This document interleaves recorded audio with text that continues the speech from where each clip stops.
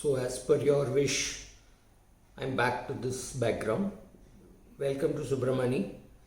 Today, I'm going to give you some investing rules, and I think some of them at least are very, very important. So, let's start at the very basics. Just because you have been lucky to get a good financial advisor or parents have created a good portfolio for you, it does not mean you can abdicate the most important task of your life of understanding finance.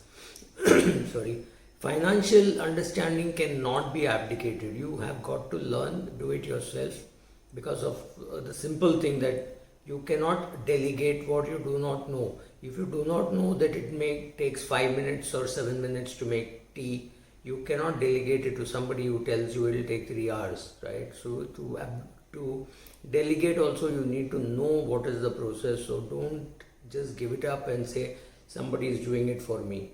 Second, ask very sensible questions. Ask, when somebody comes to you as an advisor, you say, who are your existing clients? Are they fitting the same profile? Of course, I can do a separate question answer format in YouTube on how to select an advisor also. But I'm saying ask the basic simple questions. If he's 45, 50 years of age, see whether he has created wealth for himself. If he is not, then there is something for you to worry about, right? Or it is perfectly possible that he was paying off debt, he was very scared to invest in equities, and he started investing equities only when in his 40s. So obviously he may not have created too much wealth. That is also possible. So see what has happened. Then select your advisor very carefully. I mean, this I cannot overemphasize, because most of whatever I have done is because I got a very good advisor, right?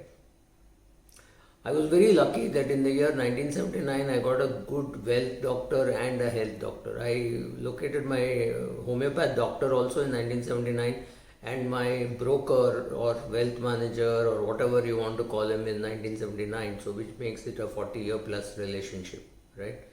So after you select him, first take a lot of time to select.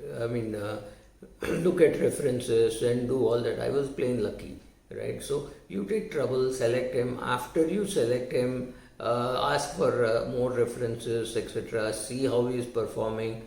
Verify, when he is doing transactions, look at the transactions in all 16 directions or 32 directions, what have you, and see whether there is any conflict of interest. Right. After having done this, trust your advisor. There is absolutely no point in taking so much trouble to select a good advisor and then not trusting him. First take time, but after that completely trust. So you first selected him, which was proof that you trusted him. Then you verified whether what he was doing was right. After that process, maybe that process will last you 3 months, 6 months. After that, completely blindly trust him, right? That's important. Then don't make stupid mistakes like giving a check in the name of the advisor. I know 99.99% of advisors will not misuse that, but I've recently heard of 2 professionals, not in this profession, in some other profession, who were given checks and those checks got misused. Both are members of some professional body, so I'm not naming the body also. But those checks got misused, right? So after that they got prosecuted and all that. That's a completely different story. But yes, money got misused. So if your money is being used by somebody else to pay his advance checks or some other client's advance checks, then you have to be careful. Is it unheard of that advisors misuse checks of clients? No, it's not unheard of. So be careful about that. Don't do such stupid things.